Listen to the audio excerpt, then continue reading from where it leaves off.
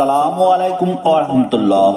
সুপ্রিয় দর্শক মণ্ডলী, আশা করি মহান আল্লাহ রাব্বুল আলামিনের অশেষ মেহেরবানিতে আপনারা সকলেই ভালো আছেন।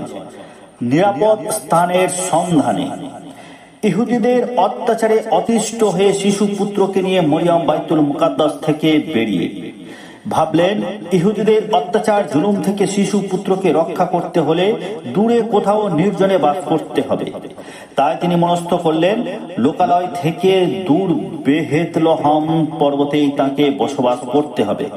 এরপর শিশু পুত্রকে নিয়ে পূর্ব পরিচিত বেহেতলহম পর্বতে উপস্থিত হয়ে সেখানে একটি ঘর নির্মাণ করে মা ও ছেলে বসবাস করতে লাগলেন। মা ও ছেলে মিলে দিন রাত আল্লাহর ইবাদত বন্দেগীতে মশগুল থাকে।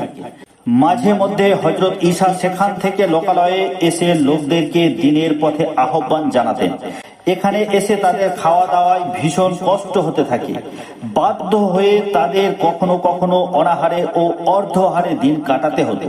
যখন ক্ষুধায় একেবারে কাতর হয়ে পড়েন, তখন বালক ঈসা খাদ্যের অন্বেষণে বেরিয়ে বন জঙ্গল থেকে নানা রূপ ফল মূল সংগ্রহ করে খেতেন। এমনি করে তাদের দিন অতিবাহিত হতে থাকে। হযরত মরিয়ম ও হযরত ঈসা আলাইহিস সালাম সে নির্জন ঘরে বসে আল্লাহর ইবাদত বন্দেগী করতেন। এই ঘরকে মুসলমান ও খ্রিস্টান সম্প্রদায়গণ অতি পবিত্র জ্ঞানে জিয়ারত করে থাকে। এর পরের পর্বটি দেখার জন্য চ্যানেলটি সাবস্ক্রাইব করুন।